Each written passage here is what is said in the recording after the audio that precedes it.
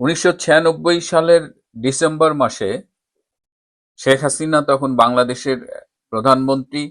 ভারতের সাথে তিনি গঙ্গার পানি নিয়ে চুক্তি করেছিলেন, 30 বছর মেয়াদী একটি চুক্তি। আগামী বছর 12ই ডিসেম্বর সেই 30 বছর মেয়াদী পানি বন্টন চুক্তিটি শেষ হবে। তো স্বভাবতই এর পরে কি হবে সেটা নিয়ে এখন থেকেই নড়াচড়া শুরু হয়ে গেছে। দুই দেশেরই একটা যৌথ নদী কমিশন আছে, তারা আলোচনা করে সিদ্ধান্ত নেয়, পরে সরকার পর্যায়ে এই চুক্তিগুলো বাস্তবায়িত হয়। তো এখন 26 সালের ডিসেম্বর মাসে এই গঙ্গার পানি বন্টন চুক্তিটি কি নবায়ন হবে কিনা, হলেও কি শর্তে বর্তমান চুক্তিটি আছে সেটি চাইতে ভবিষ্যৎ চুক্তিটা কেমন হবে, এমনি ফারাক্কা বাঁধ নিয়ে অনেক রাজনীতি হয়েছে বাংলাদেশে। সেই 70-এর দশকেই আমরা দেখেছি মৌলানা ভাসানী লং মার্চ করেছেন। তো 96 সালে যে চুক্তিটি করেছিলেন শেখ হাসিনা ভারতের সাথে, সেই চুক্তিটা ছিল বলা যায় যে বাংলাদেশের জন্য অনেক ভালো চুক্তি আর কি। ইভেন কোনো কোনো ক্ষেত্রে সেটা ভারতের স্বার্থকেও বিঘ্নিত করেছে। এটার কদিন আগে আমার সাথে ভারতের উচ্চ পর্যায়ের কয়েকজনের কথা হচ্ছিল, সাংবাদিক, কূটনীতিক, সবাই একটা কথা আমাকে বলেছে যে বাংলাদেশে বঙ্গবন্ধুর পরে বঙ্গবন্ধু এবং ইন্দিরা গান্ধীর সম্পর্কটা ছিল মানে অন্য মাত্রার। তারপরে যতগুলো সরকার প্রধান এসেছে একমাত্র শেখ হাসিনাই ভারতের চোখে চোখ রেখে কথা বলতে পেরেছে। যদিও এই জামাত, বিএনপি, ইনুস এরা শেখ হাসিনাকে ভারতের দালাল বলে, বা যারা না বুঝে বা যারা পাকিস্তানপন্থী প্রেতাত্মা তারা শেখ হাসিনাকে এই ভারতের দালাল ডালা অনেক কিছু বলে, কিন্তু বাস্তবতা হলো যে বাংলাদেশের স্বার্থে ভারতের সাথে নেগোসিয়েশনে শেখ হাসিনার মতো সাহস কেউ দেখাতে পারেনি। তো এখন এই যে গঙ্গার পানি চুক্তি বন্টন হবে, এটা নিয়ে গত মার্চ মাসে একটি টিম গিয়েছিল বাংলাদেশ থেকে। ভারতের একটি টিম, বাংলাদেশের একটি টিম এবং পশ্চিমবঙ্গের কয়েকজন বিশেষজ্ঞ, এদের মধ্যে একটা মিটিং হওয়ার কথা, কিন্তু সেই মিটিংগুলোতে আসলে বাংলাদেশ দলটা খুব উপেক্ষিত হয়েছে। তারা ফিরে এসে কিন্তু কোনো কথা বলেনি। এই যে কদিন আগে গত মাসে পাকিস্তান আর ভারতের সাথে একটা টেনশন হলো, সংঘর্ষ হলো, কনফ্লিক্ট বলেন, যুদ্ধ বলেন, হ্যাঁ, সেই প্রেক্ষিতে কিন্তু ভারত সিন্ধু নদের, এই যে পাকিস্তানের সাথে যে সিন্ধু নদের পানি চুক্তি আছে সেটা টোটাল বাতিল করে দিয়েছে। আগে যখন চুক্তি ছিল তখন 70% পানি কিন্তু পাকিস্তান পেত, এখন সেখান থেকে 21% কমিয়ে মাত্র 49% পানি দিচ্ছে। চুক্তি নাই তবুও ভারত দিচ্ছে। এর ফলে হয়েছে কি, এখন এই পানি পাঞ্জাব সব নিয়ে নিচ্ছে, সিন্ধু প্রদেশ পানি পাচ্ছে না। এখন তাদের ফসলের উৎপাদন ভীষণ হুমকির মুখে পড়ে গেছে। এখন বাংলাদেশে এই চুক্তিটা নিয়ে কি হবে?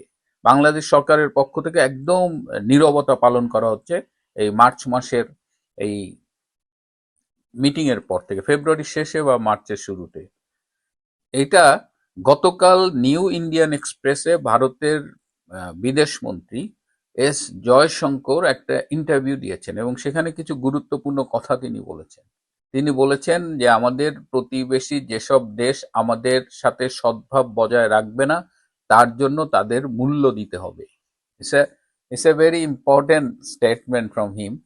আর তিনি ভারতবাসীকেও মনে করিয়ে দিয়েছেন যে আমাদের ভারতের সাথে সব প্রতিবেশী সব সময় সদ্ভাব থাকবে, এটা যেন ভারতবাসী মনে না করে। এই দুটো কথা যদি আমরা পাশাপাশি রাখি তাহলে আমরা দেখব এই যে ডক্টর ইউনূস 8ই আগস্ট দায়িত্ব নেওয়ার আগেই যেভাবে ভারতের বিরুদ্ধে একেবারে নর্থ ইস্টকে অস্থির করে দিবে একটা হুমকি দিয়েছিলেন, এবং তিনি এখন যে রাজনীতিটা করেন, অশুভ রাজনীতিটা করেন, সেটার একটা বড় অংশ হলো ভারত বিরোধী রাজনীতি।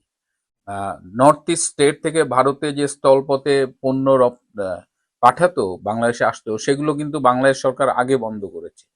তারপরে এই ভারত থেকে স্থলপথে তুলা আমদানি বন্ধ করেছে। তারপরে ভারত থেকে যে ট্রাকে পণ্য আসে সেই ট্রাকে প্রতি টনের উপরে 1 টাকা 80 পয়সা মানে মূল্য বৃদ্ধি করেছে, ট্যাক্স বাড়িয়েছে। সো এভাবে ভারতের বিরুদ্ধে একের পর স্টেপ নেওয়ার পরে ভারত পরে ট্রান্সশিপমেন্ট বন্ধ করছে। ভারতও পাল্টা কিছু ব্যবস্থা নিয়েছে, কিন্তু আগে এই ব্যবস্থাগুলো নিয়েছিল আহ, বাংলাদেশ। তো এর ফলে হয়েছে কি, বাংলাদেশের সাথে ভারতের সম্পর্কটা ঠিক বন্ধুত্বপূর্ণ সম্পর্কে নেই। যার আহ, সেই আলোকে যদি গতকাল আমরা এস জয়শঙ্করের এই কথাগুলো বিবেচনা করি, এবং অলরেডি গঙ্গার পানি বন্টন নিয়ে আহ, কিছু কথা ভারত জানিয়ে দিয়েছে যে এর আগে শেখ হাসিনা যে চুক্তি করেছিলেন তাতে অন অ্যাভারেজ আমরা 40,000 কিউসেক পানি পেতাম প্রতি মাসে গড়ে। এবং এর ফলে হয়েছে কি, যে শুকনো মৌসুমে ফারাক্কায় যে বিদ্যুৎ কেন্দ্র আছে সেখানে পর্যাপ্ত পানি পেত না। কলকাতা বন্দরের নাব্যতা হুমকির মুখে পড়ে গিয়েছে, সেখানে প্রচুর ড্রেজিং করতে হতো, সেখানে বড় বড় জাহাজ কলকাতা বন্দরে ভিড়তে পারতো না। এই ফারাক্কা বাঁধে আমরা বেশি পানি পেতাম তুলনামূলকভাবে।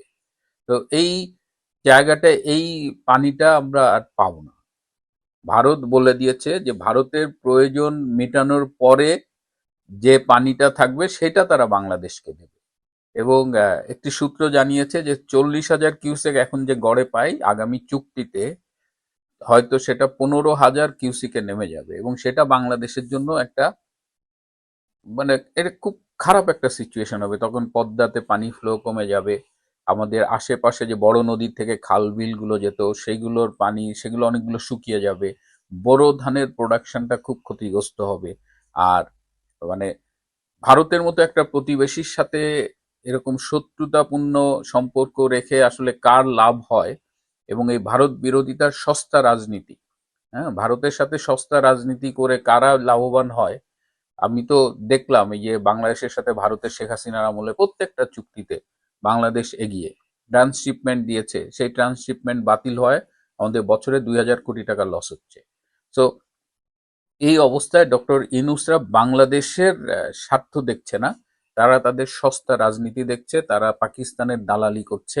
এই পাকিস্তানের দালালির প্রসঙ্গে একটু বলে রাখি এই ফাঁকে, যে পাকিস্তান, আপনারা জানেন যে পাকিস্তানের আকাশ ব্যবহার করে আমেরিকা ইরান আক্রমণ করেছে, এবং পাকিস্তান কিন্তু বাংলাদেশকেও প্রেশারাইজ করেছিল ইরানের বিরুদ্ধে স্টেটমেন্ট দিতে, ইসরায়েল তার মানে ইসরায়েলের পক্ষে দাঁড়াতে। তো বাংলাদেশ পাকিস্তানের সম্পর্ক এখন এইখানে, এবং ভারতের এই গঙ্গা পানি বন্টন চুক্তি এখন মানে একটা হুমকির মুখে পড়েছে। চুক্তিটা হবে, চুক্তিটা না হওয়ার কিছু নেই, চুক্তিটা হবে, কিন্তু চুক্তিতে বাংলাদেশ কতটা লাভবান হবে সেটা হলো বিষয়, আগের মতো হবে কিনা, কারণ সেটা ভারতের পক্ষ থেকে বলা হয়েছে। এদিকে এই যে ইরান ইসরায়েলের যুদ্ধের প্রেক্ষিতে ভারত কিছু সিদ্ধান্ত নিয়েছে যে ভারত কোনো দেশে তেল রপ্তানি করবে না। বাংলাদেশে যে ডিজেল আসে এর মেজরিটি অংশ হলো ভারত থেকে আসে, সেটা আপাতত আসবে না। আনঅফিসিয়ালি ভারত থেকে বাংলাদেশে সব এক্সপোর্ট বন্ধ। এটা আবার কবে স্বাভাবিক হবে, এটা স্বাভাবিক না হলে তার বিরূপ প্রতিক্রিয়া বাংলাদেশে কি পড়বে, এই সব কিছু মিলে এখন মানে বাংলাদেশ ভারত সম্পর্কের অবনতির ফলে এই জটিলতাগুলো তৈরি হয়েছে। এবং এই যুদ্ধের দামামা টামামার কারণে এই গঙ্গা পানি চুক্তির ইস্যুটা অনেকটা চাপা পড়ে গেছে, এবং আমাদের যে নদী কমিশনের যারা আছেন, মোহাম্মদ আবুল হোসেনের নেতৃত্বে গিয়েছিল আমাদের বাংলাদেশের টিম, তারা মোটামুটি কোনো কথাই বলছে না। এবং যদি এইভাবে চলে বাংলাদেশ কিন্তু, একে তো আমরা ভারত থেকে অনেক নিত্য প্রয়োজনীয় পণ্য আমদানি করি, সেইগুলো ক্ষতিগ্রস্ত হচ্ছে, বিদ্যুৎ অনেক কমিয়ে দিয়েছে। আর এখন যদি পানি নিয়ে আবার একটা ঝামেলা, এবং পানি নিয়ে যে আমরা আন্তর্জাতিক আদালতে যাব সেই সুযোগও নেই, কারণ বাংলাদেশ এবং পাকিস্তান দুটো দেশই আন্তর্জাতিক নদী আইনে সাইন করেনি। তো এটা আরেকটা জটিলতা। তো এই অবস্থায় এই গঙ্গার পানি বন্টন চুক্তি নিয়ে কি হবে আমি জানি না। তবে ছোট্ট একটা ইনফরমেশন দিয়ে, এদিকে যখন গঙ্গার পানি নিয়ে সমস্যা হচ্ছে, তখন আমাদের জাতীয় নিরাপত্তা উপদেষ্টা তিনি আমেরিকায় ব্যস্ত সময় কাটাচ্ছেন। তিনি ডক্টর ইউনূসকে দ্বিতীয়বার নোবেল পাইয়ে দেওয়ার জন্য খুব চেষ্টা করছেন। তিনি ডক্টর ইউনূসের সরকারের পক্ষে ট্রাম্প প্রশাসনের সাথে একটা সম্পর্ক গড়ে তোলার চেষ্টা করছেন, কারণ পল কাপুর দায়িত্ব নেওয়ার পরে এই সাউথ এশিয়ান রিজিয়নে ট্রাম্পের নীতিটা কি হবে, পলিসি কি হবে, সেটা সেটা নিয়ে একটা টেনশন কাজ করছে ইউনূস শিবিরে। যাবার পথে উনি 16 থেকে 26 তারিখ ওনার গভর্নমেন্ট অর্ডার ছিল আমেরিকা সফর। যাওয়ার পথে উনি 3 ঘন্টার জন্য পাকিস্তানে গিয়েছিলেন এবং পাকিস্তানের তিনি আইএসএ এর সাথে মিটিং করেছেন। সেখান থেকে তিনি চীনে গিয়েছিলেন, চীনে এয়ারপোর্টে তিনি গুরুত্বপূর্ণ মিটিং করেছেন। সেখান থেকে আমেরিকা গিয়েছেন, আমেরিকায় ব্যস্ত সময় কাটিয়েছেন এবং আমেরিকা থেকে ফিরে এসে বাংলাদেশে কয়েক ঘন্টা এসেই তিনি আবার চীনে যাবেন। এবং এই সময়ে আমাদের সেনাপ্রধান ডক্টর জেনারেল ওয়াকারের চীনে যাওয়ার কথা ছিল, কিন্তু তার সফরটা বাতিল করা হয়েছে। Is not going, but instead আমাদের ডক্টর খলিল যাচ্ছে এবং ডক্টর খলিল যখন চায়নায় থাকবেন তখন একই সময়ে ভারতের জাতীয় নিরাপত্তা উপদেষ্টা অজিত দোভালও চায়নায় থাকবেন, যদিও তেনারা অন্য কাজে যাবেন। সেই সময় রাশিয়ার পররাষ্ট্রমন্ত্রীও চায়নায় থাকবেন। এই এই যে অজিত দোভাল রাশিয়ার পররাষ্ট্রমন্ত্রী চায়না আসবেন, সেখানে এটার হলো আবার নতুন করে চায়নার, ইন্ডিয়া, রাশিয়ার এই 3 দেশের জোটটাকে আবার নতুন করে অ্যাক্টিভ করা হচ্ছে এই বিশ্ব রাজনৈতিক উত্তপ্ত পরিস্থিতির প্রেক্ষাপটে। এবং জেনারেল খলিল যাচ্ছে, আবার বিএনপির একটা দল চায়নায় যাচ্ছে। সো বাংলাদেশ এখন অনেকটা চায়না অভিমুখী, আবার ওদিকে আমেরিকায় যাচ্ছে। আমেরিকা এবং চায়নাকে কিভাবে একসাথে মেনটেন করবে সেটাও একটা জটিল কূটনীতির বিষয়। তো সব মিলিয়ে আমরা আমরা অনেকখানি অনিশ্চয়তার মধ্যে ঢুকছি এবং সামনের দিনগুলো, এমনকি আমরা পানি নিয়েও যে একটা সংকটে পড়তে যাচ্ছি সেটাই মনে হচ্ছে।